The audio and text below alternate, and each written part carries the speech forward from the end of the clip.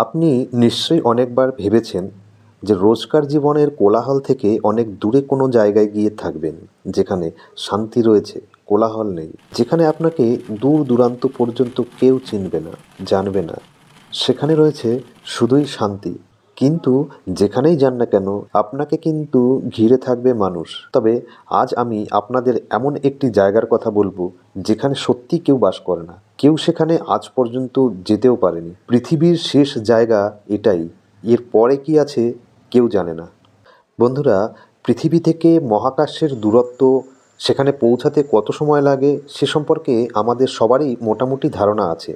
তবে এই জায়গা থেকে পৃথিবী এবং মহাকাশের দূরত্ব অনেক কমে যায়। এখান থেকে পৃথিবীর কাছাকাছি স্থানগুলোতে পৌঁছাতে আরও কঠিন, তবে মহাকাশে পৌঁছানো খুবই সহজ। আমি যে জায়গাটির কথা বলছি তার নাম হয়েছে পয়েন্ট নিমো। হ্যাঁ, এখান থেকে আন্তর্জাতিক মহাকাশ স্টেশন এবং সেখানে বসবাসকারী নভোচারীদের দূরত্ব মাত্র 250 মাইল। পৃথিবীর এই জায়গা থেকে সবথেকে কাছে অবস্থিত ডুসি নামের একটি ছোট্ট দ্বীপ। ডুসি দ্বীপ এই জায়গা থেকে 1600 মাইল দূরে, কিন্তু স্পেস স্টেশন থেকে মাত্র 250 মাইল দূরে। পয়েন্ট নিমো থেকে পৃথিবীর সবথেকে কাছের অংশে পৌঁছাতে অনেকটা সময় লাগে, তবে কেউ সেখান থেকে মহাকাশে পৌঁছাতে পারে খুবই তাড়াতাড়ি। সেখানকার নীরবতা এতটাই ভয়ঙ্কর যে পাথর ভাঙার শব্দও আপনাকে ভয় পাইয়ে দেবে।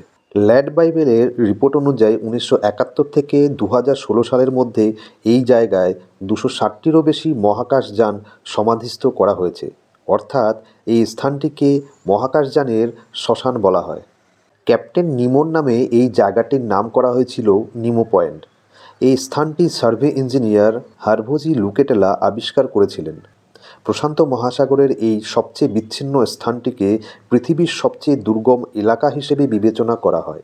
যখনই কোনো মহাকাশযান বা স্টেশনে কোনো ত্রুটি দেখা দেয় তখনই তা এখানে এনে ফেলা হয়।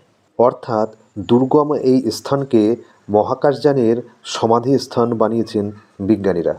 বন্ধুরা, এরকম ধরনের আরও সমস্ত ইনফরমেশন পেতে চ্যানেলটিকে সাবস্ক্রাইব করে পাশে থাকবেন, লাইক করবেন আর শেয়ার করবেন।